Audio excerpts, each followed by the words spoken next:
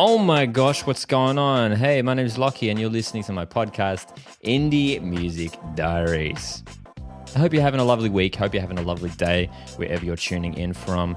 This is the podcast where I have casual conversations with real musicians. And this week, very excited to be doing a special solo episode where I'll be breaking down my new song, which I recently released on YouTube. I thought this would be interesting to do a bit of a behind the scenes, a bit of a breakdown of sort of the meaning behind the music in this song and the lyrics and sort of the whole composition. Because, this song in particular is, out of all of my songs to sort of dive into and break down, is going to be one of the most interesting, because this is one of the most emotive songs that I've ever written, and I put it on my YouTube just recently. It's at the moment it's sort of its working title, because the title on YouTube was sort of just a song for when you're feeling anxious, and that sums it up pretty well, I think. But I guess the working title as well is It's Always Scary in Your Head, which of course is the opening line of the song.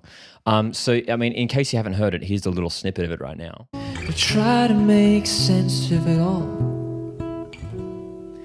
It's always scarier in your head. And yeah, it's just a really chill, simple little sort of acoustic song. And it's one that I wrote really recently.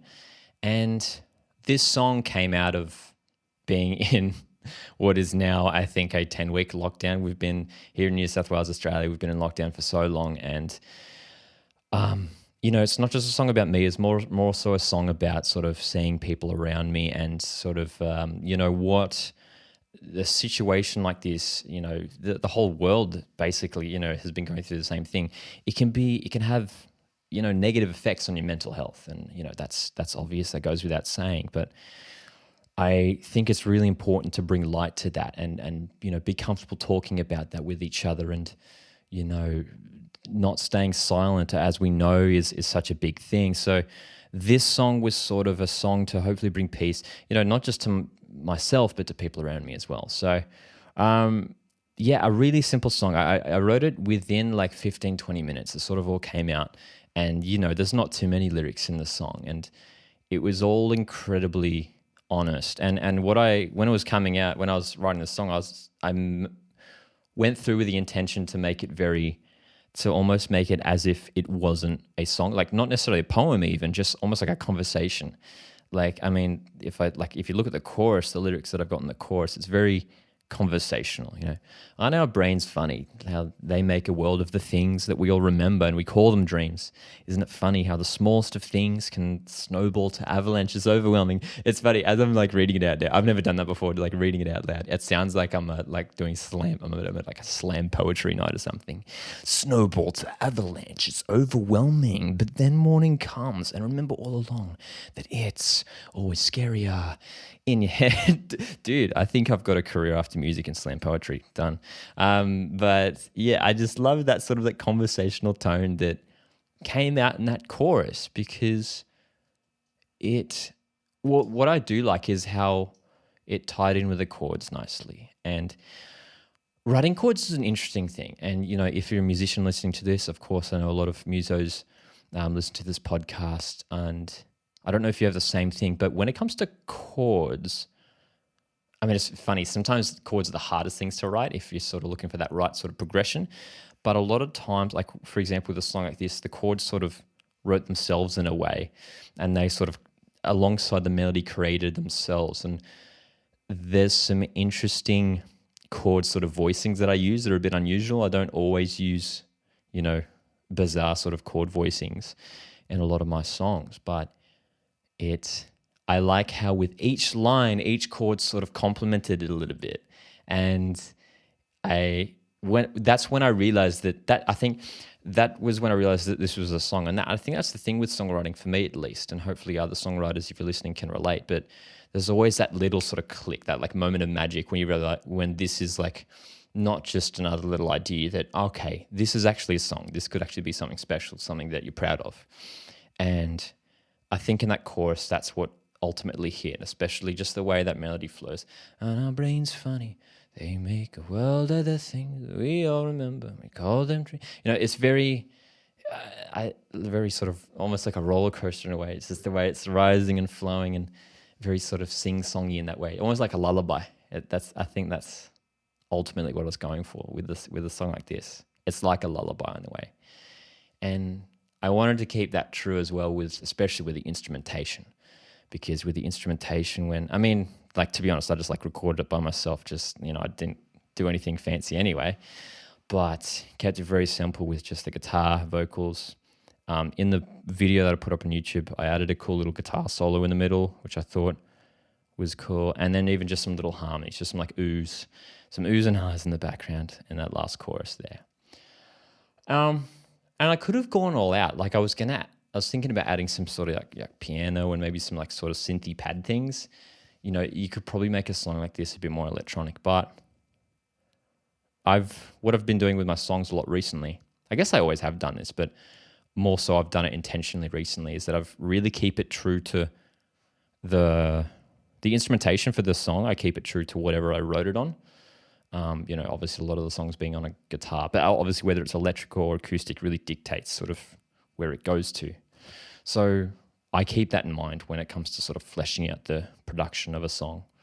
And the same process went into with this one. But the interesting thing was how I'd made the decision not to put any lyrics in the verse, what is essentially verse 2, which is where that guitar solo is. So, structurally, you're looking at like it's just an A, B, A, B.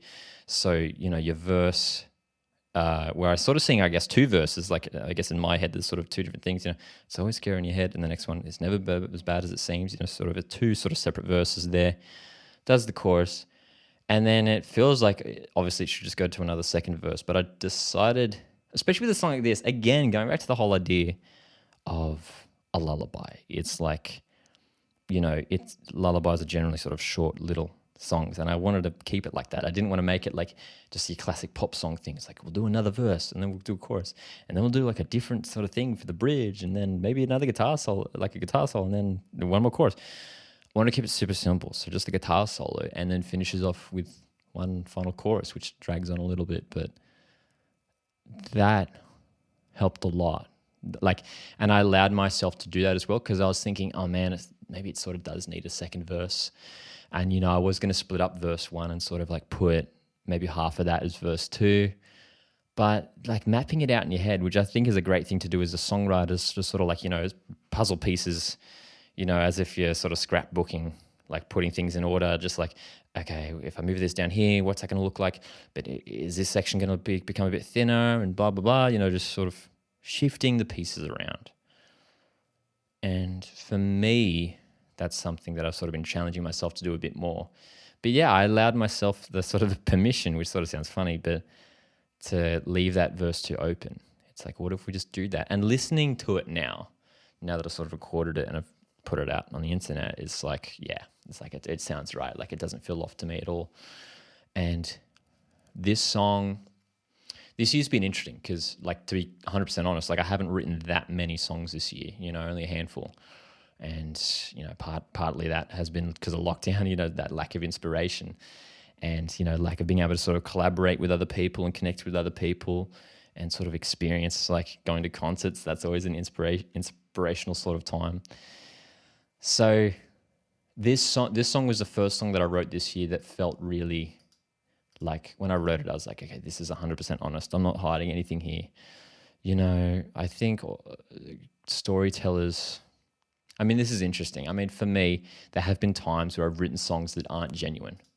Even thinking about the songs on the EP, the songs on the EP that I released, my debut EP, songs like Why Aren't We Talking All the Time? Like, for example, that song, which is basically a very sort of naive teenage view on sort of, I guess, online communication and, finding a romantic partner, that's very exaggerated, and it's not literal at all, actually, but it's very exaggerated. And I wanted to do that for that sort of EP. I wanted to sort of take those sort of young teenage, very sort of frivolous, I don't know if that's the right word to use, but those emotions which are always heightened during teenage times, and sort of just go to town with it. Why aren't we talking all the time? That song's very unapologetic in its delivery and in its lyricism and everything. So it's interesting. It's almost like writing a song like It's Always Scary in Your Head. It's sitting down and it's saying, it's okay to sort of, start to grow a little bit older, take it a little bit slower.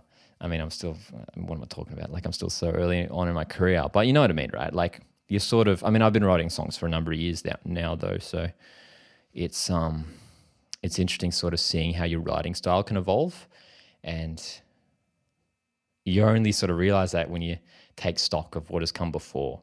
And that's something that I've been doing, especially again in lockdown. That's given me the chance, the time has given me the chance to sort of stop and look back and think, okay, this is what I've written. This is what I've been doing. What am I writing now? And, thankfully I'm in a place right now where, the music that I have been writing, I have genuinely have been really enjoying. And this song is no exception. So it's a song that I'm super, super proud of. And that's why I wanted to release it. Obviously that's rare for musicians, especially today's day and age, to have a song to write it and then basically release it within a month of writing it. Obviously songs go into the sort of get worked over in the studio and go through many iterations and can often be heard, years after they've been written.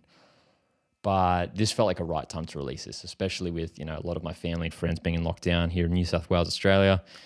A lot of Australians in lockdown, and hopefully wherever you are in the world, wherever you're listening to, you're staying safe. But this felt like, I was like, no, I have to release this. Like I didn't care about the quality. I didn't care if it was going to be the best quality. I was like, I'll just do it myself, put it up as a video. So, it's just on the YouTube, and I'm really happy that I did it. And it's going to sit there as a song that sort of reminds me of this time. And again, it's taking stock of things. In 12 months time, I can look back and go, oh yeah, cool. I had that song where I just had that really honest, nice, down-to-earth moment. I wasn't being judgmental of myself for the lyrics I was writing. That's the other thing as well. This is one of those songs. This is one of the songs where I've done the least amount of editing in terms of taking out lines, swapping lines here.